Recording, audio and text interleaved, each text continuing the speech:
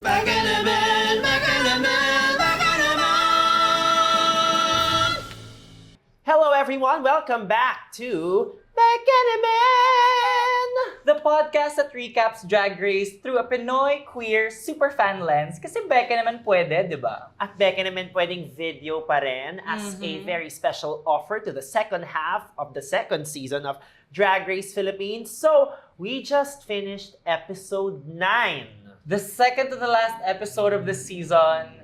Siguro let's go with overall thoughts about the episode first. The episode, I feel like, is the best episode of the season so far. And I think ultimately that's a great thing because we've been saying this since episode 7, and then 8, and then 9. We've been saying it. So I personally love that this last third of the season is really just going all out, balls to the walls. Correct. I think Drag Race Season 2 is peaking at the very right time. It's like reaching its peak towards the very end, which, hopefully makes for a very stellar finale. Pero ako, ang qualm ko lang for this episode is, if we're talking about like a movie or a series, this should be the rising action right before the climax. Tama. Pero in this episode, we got a lot of exposition. Yes. There was a lot of chika portions in this episode. We got the kapihan with Mama Pao and Kilad Karen. We got the whole, of course, what did you say to your younger self? Correct. And then we also got the question of why should you win? I think one or two of those things could have been moved to the start of the next episode. That's true. So we could get a bit more of the challenge. Yeah. Kasi walang-wala tayong nakita from the filming. But we'll get to that. But before that, I think we should acknowledge the fact na medyo like on theme tayong dalawa. Yeah, our favorite color is purple. So putting the lit in military and cis in ROTC, ito po ang aming outfit ngayon. Uy, yung funny mo, pwede kang stand-up comedian. Ganun talaga. Giving you batas militar, national defense, giving you confidential funds spent in 11 days. Ooh, girl! Anyway, this is not that show. We still want to keep doing this for the rest of our lives. So, hindi natin pag-uusapan yon. But yes, let's get to the episode now. A lot to unpack. So we start the episode with, a lot of emotions coming from the double shante last week. Now, I think we have to talk about the elephant in the room. Being there, I think, was an elephant in the edit. Yes. The start of the episode felt very butas. Even when they come back into the workroom the next day, walang conclusion. All there was an addressing of, okay, after the lip sync, we didn't really get to talk about Ovi's win. Yes. Yun lang yung resolution. Correct. But Jade had this moment of saying na it's unfair. Yes. And then Kat also alludes to this in her kapihan with Mama Pao and na may Karen. nangyari daw recently. So, I'm not sure if we should play Nancy Drew here, but the fact na sinabi ni Hannah Beshi na they weren't in a very celebratory mood. I think they were in a very somber mood, which I feel like totally goes against what the viewing party audiences, I'm sure, have felt when it was announced na double shante and we saw everyone crying. And even just the end of the episode na parang all the girls were hugging and then nagsayawan sila as per usual. And then we come back into the workroom and they're what sad. happened? Like, something is amiss. And I feel like the reason why I'm even more inclined to say that something was amiss, because there were confessionals saying na, I think there's more to this story. Than what we were shown. Yeah, we don't know what it's going to be. I don't know if it plays into Jade being disqualified, because we also got to Kat saying na, this is a competition, so we just have to be fair. It kind of came out of nowhere. So yun lang. For sure may napag-usapan or maybe, some tension happened that we weren't shown in the edit, not even in the Untucked the previous week. Yes. So, it's weird. Like, the start of the episode felt very empty. Yeah. So parang it just did not make sense coming from what I thought was such an emotionally high point. Correct. In a very positive way last episode. So we will never know.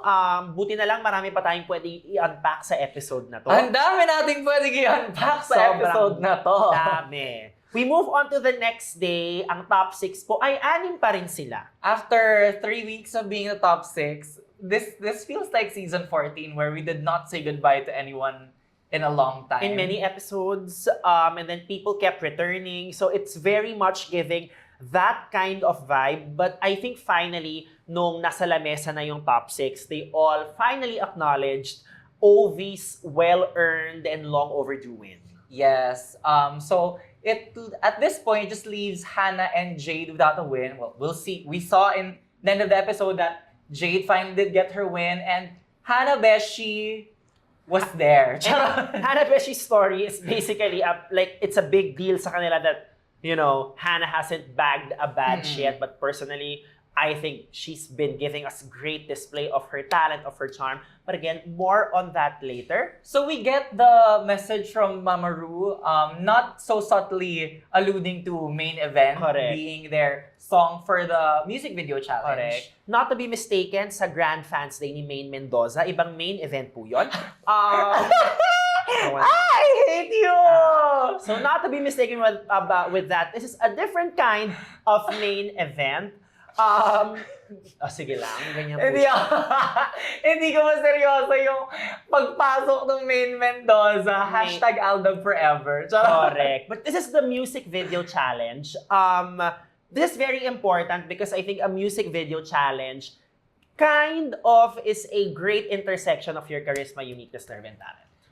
I just wish, siguro parang the one thing that I'm wishing for is I wish we had gotten a remix instead. Parang the girls could have shown so much more had they been able to write another verse. Correct. And Mama, that's just like more royalties for the production kasi they get to write and record another hit song with the girls. Yes. And, you know, I love the girl group challenges because, you know, it's also another opportunity for the queens to be able to, you know, flex their songwriting skills. But I think there is something very compelling about the Rumix challenge being at the end because the way they write their verses really captures their journey the last 1.5 months, basically. Exactly. Right? Especially if we did get a girl group song from earlier in the season, we kind of get a through line of what they were talking about at the start or early on in the season. And then towards the end, kind of knowing what they had gone through already. Yep. So yun lang. I think that's another merit of possibly doing a songwriting challenge at the end. But you know what? Kung season 3, pwedeng may girl group na sa first half, tapos may Rumix pa sa second half, we'd be more than happy to welcome that kind of songwritingness. That's just more gym music for the gays. Correct. Gym music talaga siya. Yun po talaga. Gusto lang po namin ng magpupush sa amin to run for 1 more kilometer. Correct. Yun lang po ang gusto namin. So after na-announce ang music video challenge, we move on to the Kiki session. Let's just call it TikTok launch because that's it's essentially what it is. It's a TikTok launch. We had this last year din. Pero nakakatawa kasi parang nung kay Bernie yata, in-offer siya ng kape. Mama, me as a caffeine-dependent person, parang, ops, mamaya na chika, magtitimpla talaga ako doon. Correct. Ang favorite ko though, na ginawa, so we're moving on to Diday here. Ang favorite kong ginawa ni Diday is like, talaga nakadecorate yung dalawa niyang robot. Correct. Like, kulang na lang, ibaba niya ng very, very light dito sa gitna.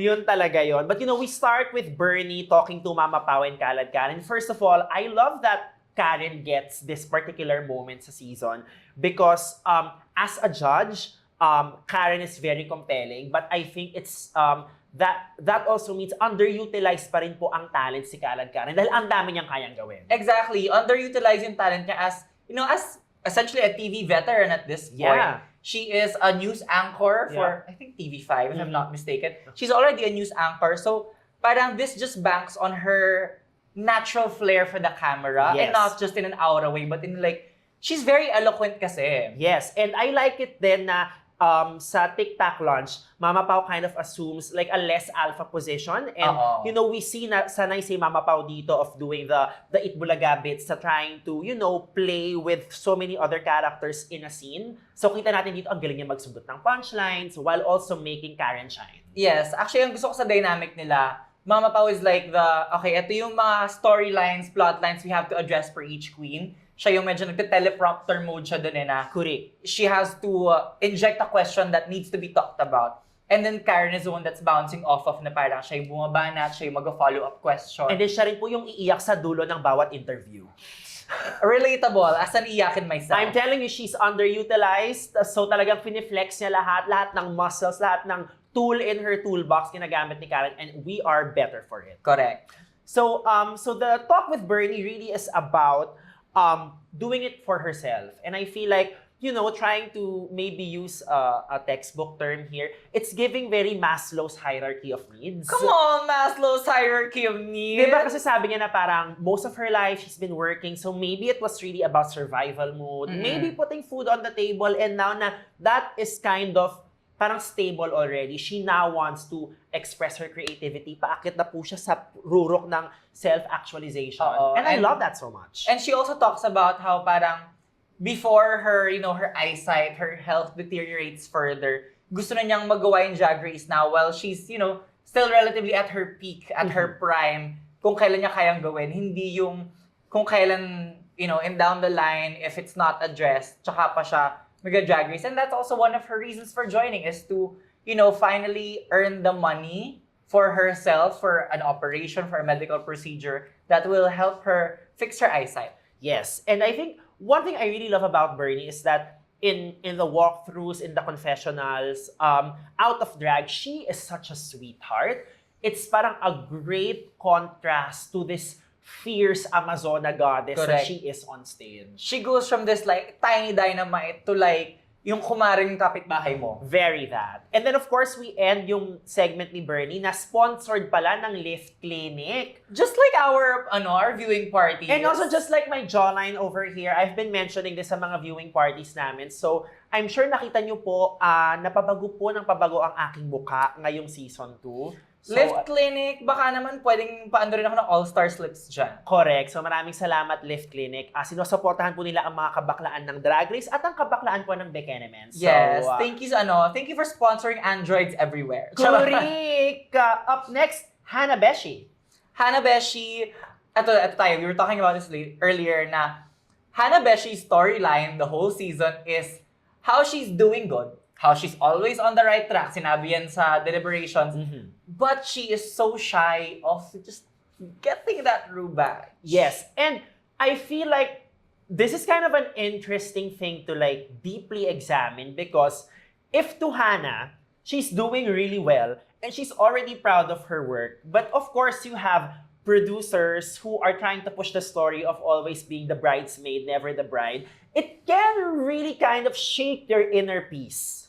Yeah. I think some of her confessionals has alluded to that na, she feels like she's a fan amongst the stars. Parang may mga ganun siyang moments, and, in the competition, that can really mess with you a little bit. Yeah, but I'm glad that Hannah's able to still kind of keep her composure while still giving what the producers want, because alam naman ni Hannah that the producers are trying to tell the story, and I think by now alam naman ni Hannah na okay, maybe in this ensemble this really is my role of being the bridesmaid, never the bride. But we cannot deny that Hannah, I think, is just a welcome breath of fresh air this season. And she, parang this was a moment for her to be able to address that storyline of hers that progressed throughout the episodes with getting an untucked message from her parents na, if anything, her biggest win in this season is finally feeling that her drag, her lifestyle,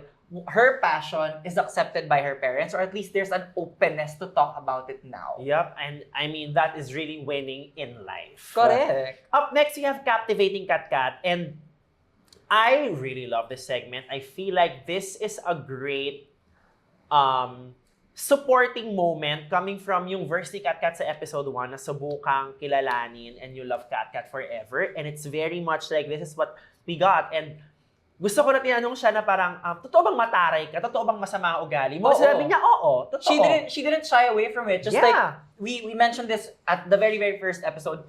From the start of the season, she went in here unapologetic about her reputation, unapologetic about, the issues that she's been tied with adjacent to Drag Race and Drag Race Queens. Pumasok talaga siya dito na parang, nangyari yun. Oo, it happened. Oo, ganun yung tingin sa akin ibang mga tao before. Pero magaling ako. And you know what? It was also, I have to say, it was also very brave of her to be like, what you see on Drag Race is the real me. Yeah. Not having seen the edit yet, parang ang tapang niya na still in the competition, still within filming, sabi niya, kung ano yung pinakita ko dito, yun ako. Yeah, and I think it takes a lot of guts to say that because she knows in her heart of hearts that really is her most authentic self. So parang bahala na yung editors if you want to take some of my confessional lines out of context, but I gave what I gave and I stand by it. Correct. Hindi siya kinabahan sa edit. Yeah. She's not blaming it on the edit. So I love that so much. Up next, we have Jade, which is just when she walked down that runway and then sinundan siya ng camera. Ay, na-shout out to that camera work. I love that. I love seeing that for every girl na meron sila moment na talagang yung gimbal gamit na gamit. So, what do you think of Jade's tic-tac moment? I think this was her most authentic in the competition. This episode specifically. But she talked about how she did it for herself. Yep. And it takes a lot of guts for someone to be like, oh, I'm doing this competition for myself. Kasi, you know, people can always twist that and see that as pagiging mayabang, pagiging parang ungrateful of where you've come from. But to say na you're doing something for yourself, to take ownership of that, gives you a lot of power.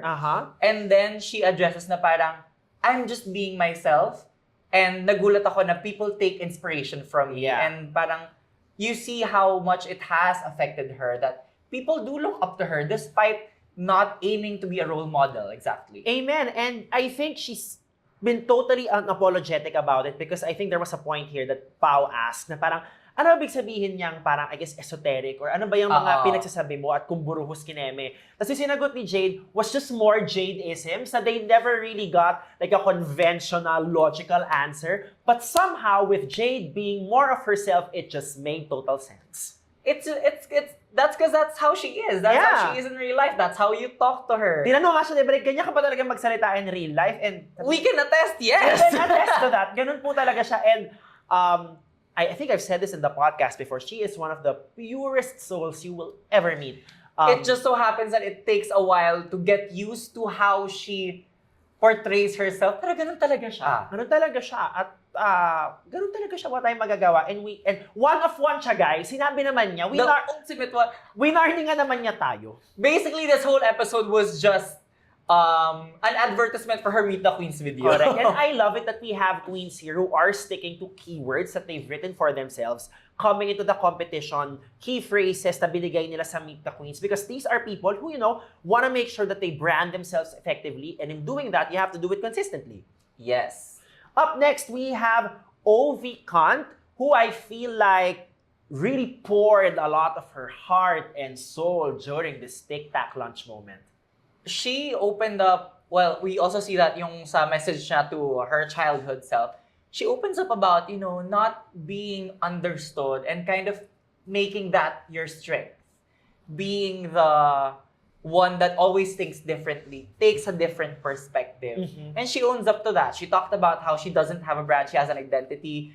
And she addressed that with, you know, I never twisted myself. I never bent myself backwards just to fit your category. I made the category fit me. Yes. And I love it na, you know, the artist shares with us, but, you know, she does struggle about, you know, feeling of being alone, also maybe dying alone, na parang it is the other side to someone who just always innovates, who is a true original. So sometimes in your pursuit to be more yourself, to be more creative, you can't help but also feel that you're alone in this particular journey. So I think it was such a powerful moment. And it's, I mean, as the season progresses, Ovi just reveals more of herself. So I think, yes, we're getting a fully fleshed out drag character, but I think we're also getting a really compelling reality TV character. And of course, you still also get that like Drag Race continuity of being the Drag Playhouse revenge story, which I think was done so tastefully for her.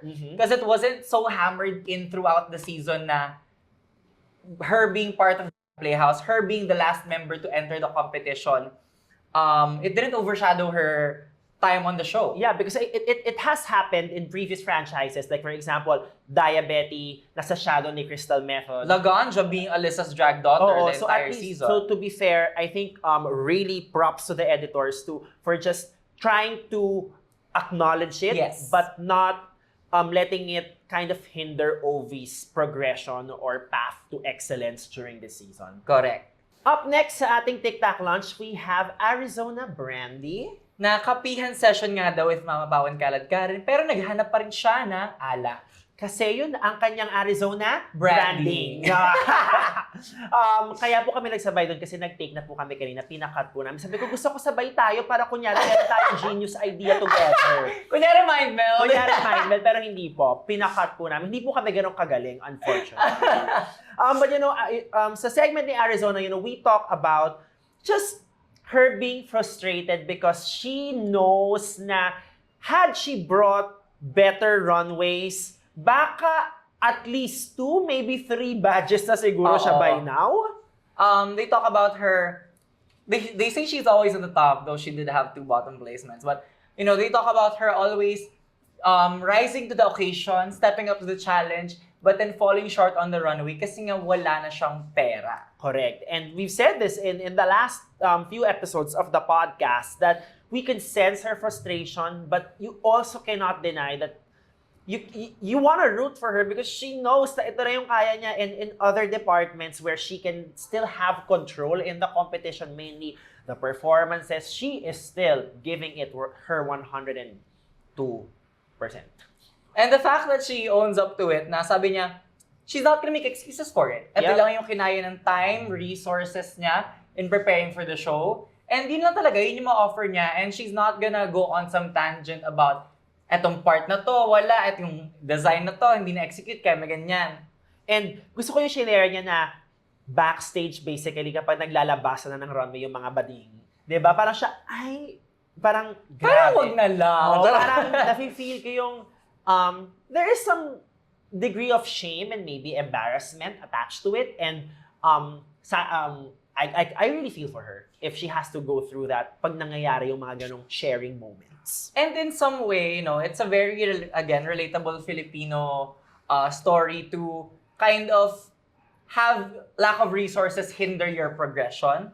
And to think about it, parang all 6 girls do represent a very Filipino tale. Parang there's something for everyone to relate to with our top 6. Yeah, and I think, and basically ang sagot doon is almost bawat isa sa kanila merong underdog story that they can tell. And, actually, yeah. Diba? So, which is, again, maybe a very Filipino thing. Sabi ng Arizona. Correct.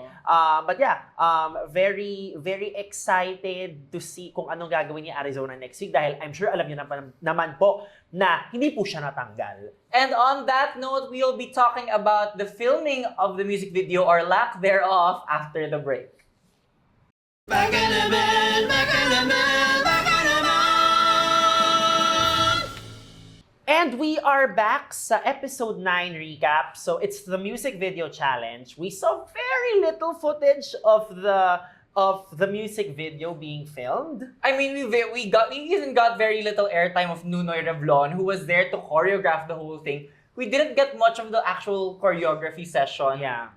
I guess kasi nga they had a lot of talk in the episode that they had to squeeze in. Yeah. Which begs the question, could any of these segments have been moved for the next episode? Yes. And I feel like medyo important rin naman yung nangyayari while filming the challenge because it gives us a baseline of who did well, who did not, para alam natin pagdating sa Maxi Challenge performance, who really delivered. Baka may mga misdirect lang, who cracked under pressure. Which in turn makes the bottom 3 so unclear for me why they're the bottom 3. We will talk about that. Actually, you know what? Let's talk about that ngayon na. Let's move on to the runway already. Let's talk about the music video, main event by RuPaul. First of all, big improvement from last year's music video, I think. Stunning visuals. Yes. Ang linis po ng pagkaka-chroma key ng green screen with everything. Yep. Ang ganda that they had small group moments, big group moments, solo moments, lip sync and perform, solo moments, just like have fun. Everyone did really well. Everyone had their moment to shine. Yeah. Which again, since we didn't see the filming, what was the detriment to put the bottom 3 where they were? Yeah, but just talking about the music video first, I really like this the concept of arriving sa red carpet na tricycle lang. Correct. For me, that was such a genius choice. And then, you saw everyone really, I think, ang lowest letter grade siguro for the viewers might have done the B lang. Yeah, no one was a flop. I think everyone had really strong moments to shine. The whole disco segment, everyone looked so good. Ang ganda nilang lahat doon. The choreography was giving. And then we cut to a live main stage performance na siguro, if we're gonna talk about just the music video and the music video alone, the only one that was kind of falling short was Hannah with the choreography a little bit. Yeah. But that's it. Since we didn't get a lot of the filming, it's so hard to determine who is the top 3, who is the bottom 3. Yeah. Kumbaga parang... The critiques also did not help us kind of determine the placement of each because almost all of them got really good critiques. So, when we get to challenges that everyone does well, they're always saying, at this point, it's just nitpicking. But what are we to nitpick when we didn't get a lot of the process? Yeah. Like, was the judging solely based off the filming process? Correct. Was it based off of the actual final output? Was it based off the runway? Was it based off of the kapihan session and the 2 questions? Like, it's so unclear to me how they decided the tops and bottoms. Miss Jade getting the win, okay, yes, we get that. I think unanimously, we can all agree she deserved that win. It was her episode. Bunot nga siya ni Mama Pao today eh. As in like, yung pagdila ng rollerblades and then yung kanyang disco look was also sobrang galing. Also, yung pong red carpet look niya na black na dress. In case it looks familiar, yun din po yung same dress ni Marina sa MAC holiday event natin last year. I clocked that. Sabi pagkapasok ni Jade, hindi ba kay Marina yan? Kay Marina yan. So, sabi ko, I know that dress. And everyone looked really good. Kaya, I guess ang problem natin is hindi tayo natulungan ng edit magharap ng problema. You get what I'm saying? Yun yung problem, which maybe is a good problem to have. But they did really well. And you could argue na kung hindi to episode 9, this might have been worthy of another non-elimination because maybe a lip sync for the crown. A lip sync for the win because everybody was really so good.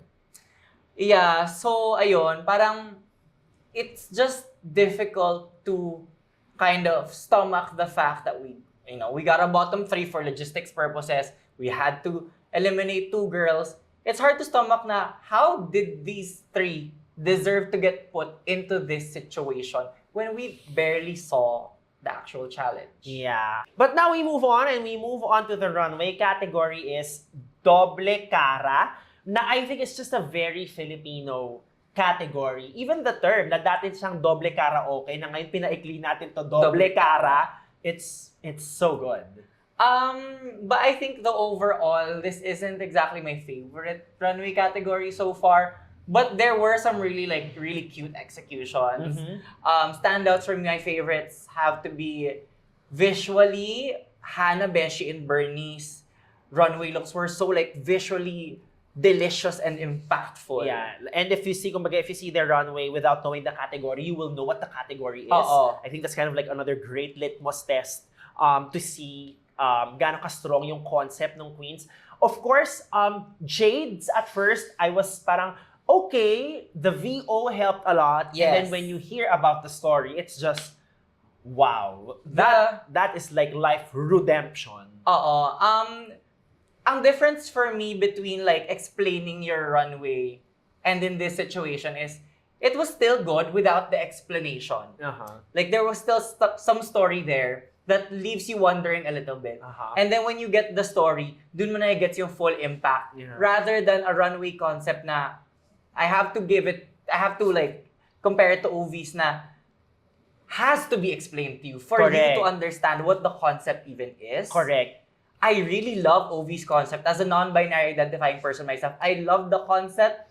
It was just that the execution wasn't buo. Yeah.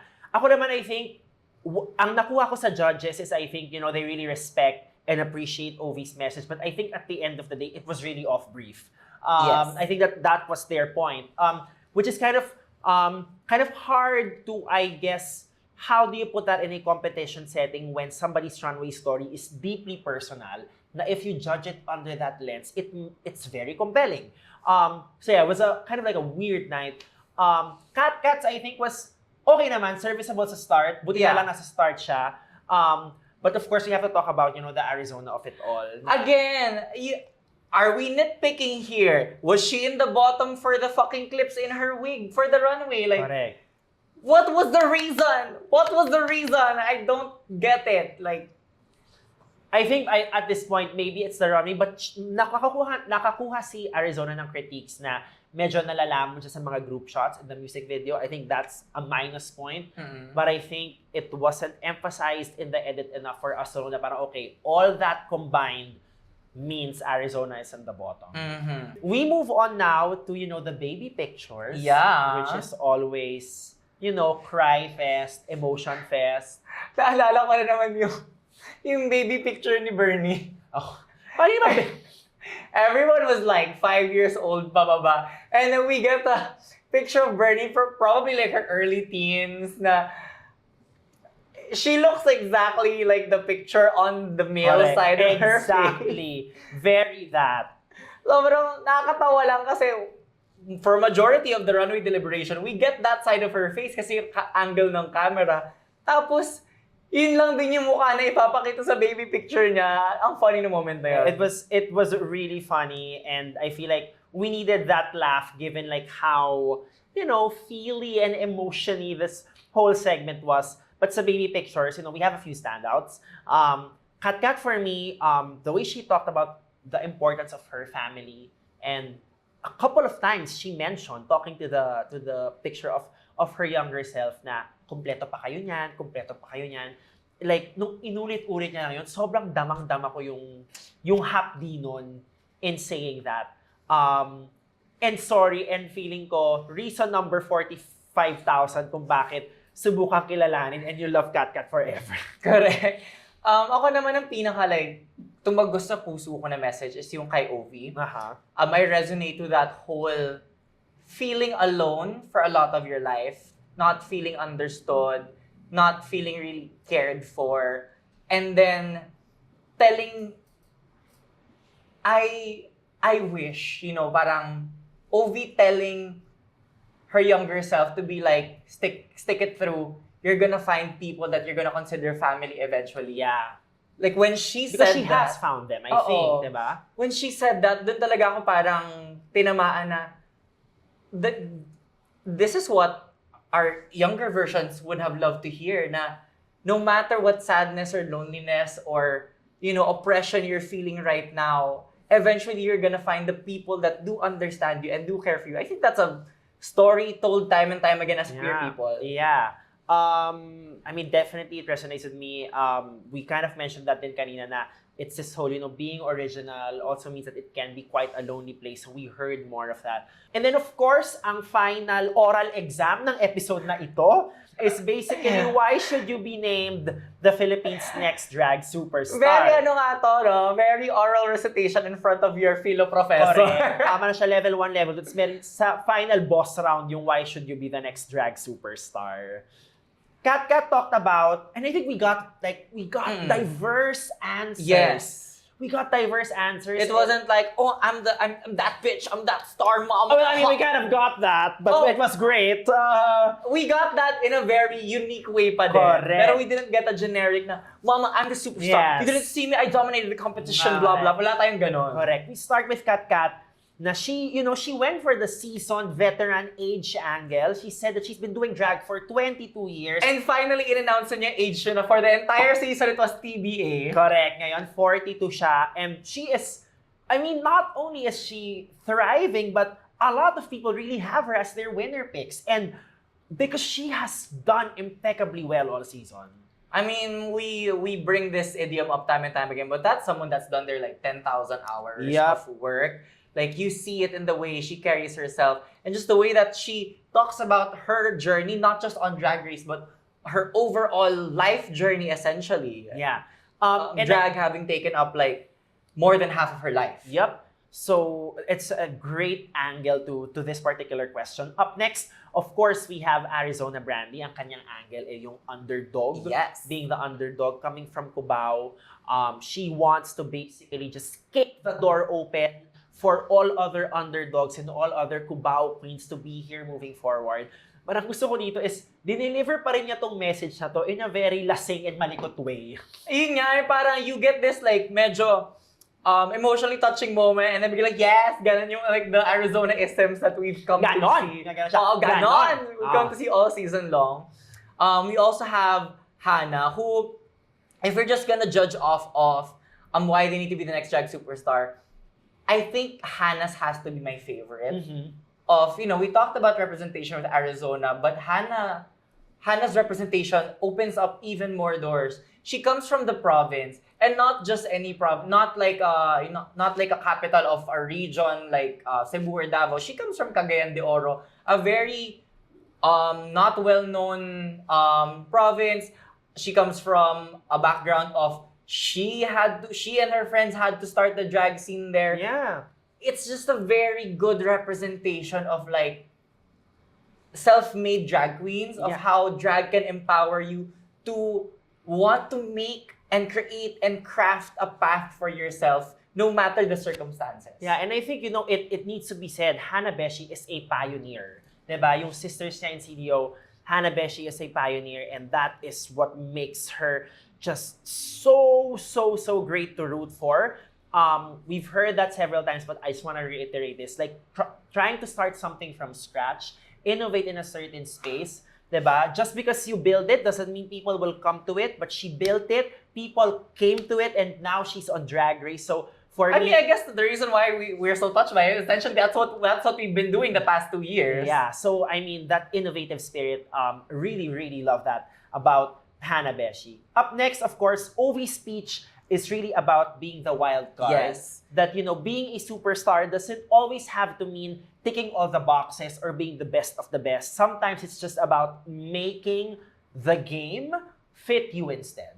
Exactly. It's not about being like the most polished, the best in terms of like every challenge thrown at you, but more of like, what do you make out of it? What do you take out of it? And how can you best represent yourself throughout all those challenges? Yun yung story that Ovi delivered with, being the wild card. Yep.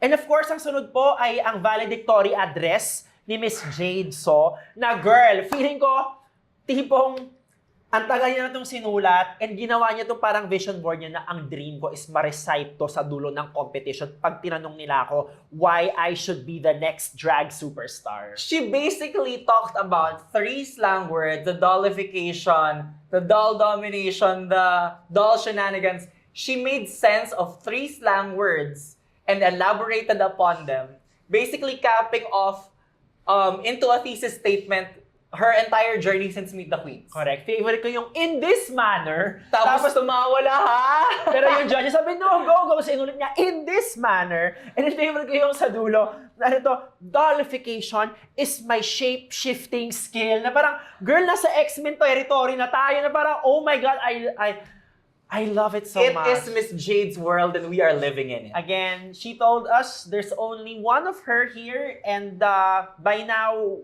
we should just, receive her in all her amazingness. Fortunately or unfortunately, there's only one of her. And then last one, we get Bernie. She talked about being authentic, and I feel like this is a great slant for Bernie to deliver this speech. Because I We've think been talking about it all season long. Yes. She feels exactly like your kumare. Yes. On screen. And I think she knows that she's up against really big characters in and out of drag. So ano yung approach niya? She just talked about, I was true to myself. I was so true to myself that I actually discovered something new. New skills, new talents about myself as a drag queen. So if yun yung angulo niya, I think it was very effective because I felt the honesty there. Like, we've been seeing it all season long, how Bernie feels so genuine, unfiltered, unproduced, unapologetic with the way that she talks to the prod people, the camera, the other queens. And for her to be so self-aware of that fact and make that her strength amongst her peers who, do a little bit of camera work every now and then, it makes her really stand out. Yeah. So I love this. She is just like, you know, she's made of nerves of steel, and you know na the being nice and being pure of heart is not something that's manufactured. We feel that even more here. So after that, of course, we get the judges' deliberation, which again doesn't make things any clearer for us. And we get the results. We find out that basically Miss Jade won the challenge, and our trans women all made it to the top 3. Like, how stellar is that for, we've had season 14 with a very big trans casting, but for all of them to make it all the way to the top 4. Well earned as well. Correct. Like, you can't deny that each of them deserved that spot. Especially Miss Jade, na parang she really peaked at the very end of this competition to kind of just like save herself from her 2 bottom placement and snag that spot in the top 4. Yeah, it felt really nice having these 3 amazing trans queens be part of the finals. And also that nung tinawag si Kat Kat, she went to the back of the stage and hugged Jade. I personally think that was a great moment. Coming from, maybe their very colorful relationship this season. And then we find out that naturally, because we can only accommodate 4 queens at the end of the competition, meron tayong bottom 3. So we get our second bottom 3 lip sync. But I think an undermilked storyline is the friendship of the 3 of them. Correct. I really wished we could have seen this more all throughout the season, because I have been seeing their social media post-filming. Close talaga silang tatlo. Since they left Correct. competition. There was a confessional from Bernie saying na lagi silang magkakasama, dikit-dikit yan. But, I mean, again, show, don't tell. Oo. Had we seen maybe 2-3 instances all across the season kung ano yung bonds nila. Parang the only time we got a really, really solid moment of the 3 of them is when the 3 of them talked to yung alaala ni Mati. Correct. And that was it. And that was from this episode. We didn't get a build-up to it. But, knowing the 3 of them, having seen the episode, there was a little bit of subtext to that. It just wasn't put front and center. Yes. To just milk this moment. Ang ganda sana nung suspense na, yes. Oh my God, second bottom 3 of the season. Second 3-way lip sync. Tapos yung tatlong magbe-best friend pa. Oh my God. But no, all we got is Ovi saying, kami yung friends, maglalaro kami. Correct. And compare this to Kat Kat and Bernie, that we felt the stakes was so high. Because sa simula pa lang nung season, meron silang palang frenemy. Correct. Then sprinkled all throughout the season, feedback nila sa isa't isa, like being peers or being co-workers. Kaya pagdating natin sa lip sync last week, talagang the emotions and the stakes, talagang hinog na hinog na hinog. So I wish they did that here. Because we could have gotten an even more parang tension-filled lip sync edit had that been established. Kasi girl, bottom 3, again. 3-way lip sync, again. Dalawang people uuwi. Only one person gets into the top 4. How many more stakes do you need Correct. to edit this lip sync in such a way na parang fuck? Yep. This is our last moment as friends in this competition. Correct. So, ayun lang. I mean, could have been improved that way, but we get the lip sync song, Dati, and we have Arizona, Hannah, and Ovi lip syncing. First of all, the song. I love this song so much. Sabi ko nung pinlay siya, I've been listening. The song has been in my playlist for months, maybe years now. And then nung nakita kong yun yung lip sync song for this episode, I was like, this made me so happy. And my key takeaway from this lip sync is Arizona's stage presence. Yeah, Arizona talaga. Arizona she ate that. She deserved that. And, I think maybe for some people, we kind of knew Arizona was going to win just coming from body of work. In terms of like, that amazing lip sync nung episode 3 natin. When we're gonna talk about body of work, I would kind of have to disagree with you there kasi she had the most bottom placements of the 3 of them. Sorry, when I say not body of work, to be more specific, her lip syncing abilities. Okay. I think yun talaga. Kasi parang feeling ko, I needed more killer instincts from the other Hannah and Ovi. I kind of needed them to want to kind of cut their friend temporarily for that moment. Oo. Parang I get it. Like, in a way, parang, how Marina framed her lip sync with Silhouette na parang, it's our first duet together. I get that kind of sort of camaraderie building, but at the same time, it's like, Mama, this is your last chance to Correct. secure a top 4 slot. Correct. So yung gigil, yung pangil, I think pinaka-evident siya kay Arizona. And for that, I feel like she deserved that win. I mean, she may pasabog pa rin siya at the end as she had already warmed. But what I love most about her lip-sync performance is every time the song switches from Sam Concepcion to Tipi Dos Santos, yung body language that changes, she goes from like a medyo more like stiff, stern, energy, and then Na-awkward pa kasi Jiggly nung na-boy side si Captain Barbell. tapos bigla pagkakanta si Tipi Dos Santos, ganun siya bigla, may hagod. And alam mo, I was getting a little bit of Catriona Gray from her Darna side, that entire performance. That every time she does that switch, it gets me. Yep. Like, my attention goes straight to her, even in the shots where there's the three of them. It's like, it's Arizona. Yeah, It's the standout. It's Arizona. So congratulations, Arizona. Ikaw ang finalist natin. But of course, I think we have to talk about just like how amazing Hannah and Ovi have been this season. And I think ultimately, what their inclusion this season will ultimately mean for the franchise. I think they open a lot of doors in terms of representation and just like widening the spectrum pa of what Philippine drag can do. We get this like full-on fashion camp queen who's from the province, who's a pioneer in their scene. Ang daming, Hannah is a great representation of so many like from the Filipino backgrounds. And then Ovi is just this like underdog, wild card, misunderstood, underappreciated queen who showed her craft and all the different aspects of it throughout the competition and did it stellarly. Yeah, and not just in the competition, I feel like these two queens, Hannah and Ovi, have been the ones who have really been killing the social media game in terms of extending the story of their creations from the show and making it richer versions on Instagram. I mean, every week, inaabangan ko yung Hannah Vision. Every week, inaabangan ko yung Hi everyone, this is Ovi Kant, welcome to Fashionaries.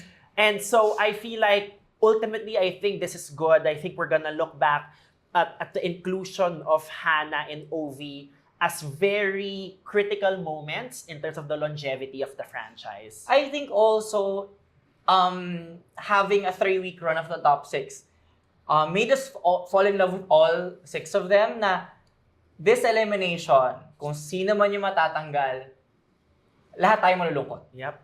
Like, whoever would have been eliminated at this top 6 to top 4 mark, we would have been sad, upset about it.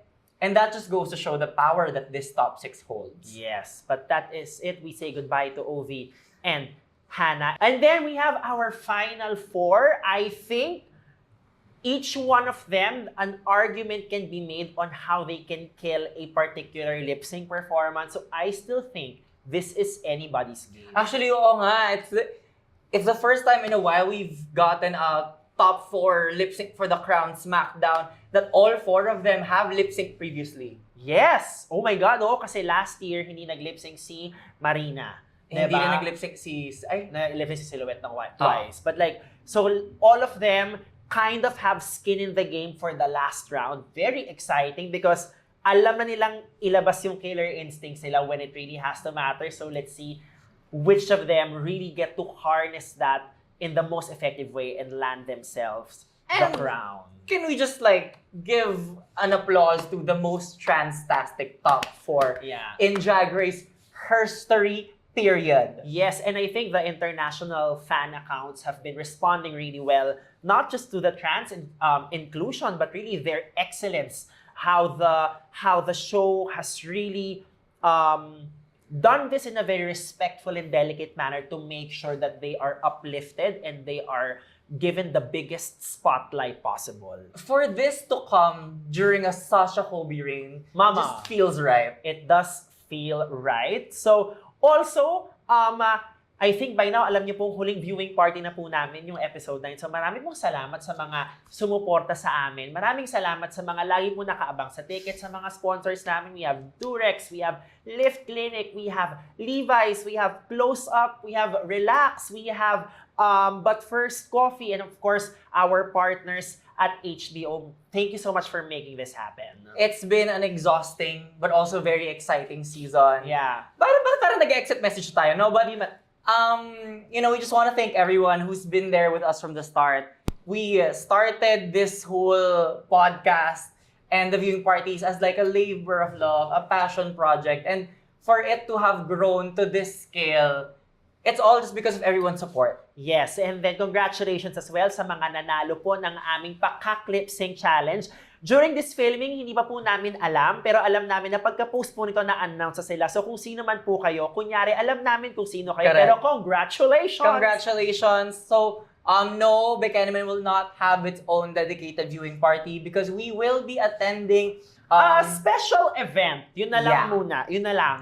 That's with what the we're- winners of the Pakak-Lip Sync Challenge. Yes, true. That is true. No lies detected there. So again, thank you so much for everyone who has supported the podcast and really HBO for helping us, spread the love of drag with our Pakak-Lip Sync Challenge. We love you, our HBO family. Ni-restory nga ng sister ko yung reel ko sa HBO Asia. And she was like, oh, this bitch is on HBO. Like, yes, I am on the HBO Asia Instagram account. Thank you. Yes, so up next, we are coming for the ladies of And Just Like That dahil gusto po namin nasa Sex and the City franchise naman kami.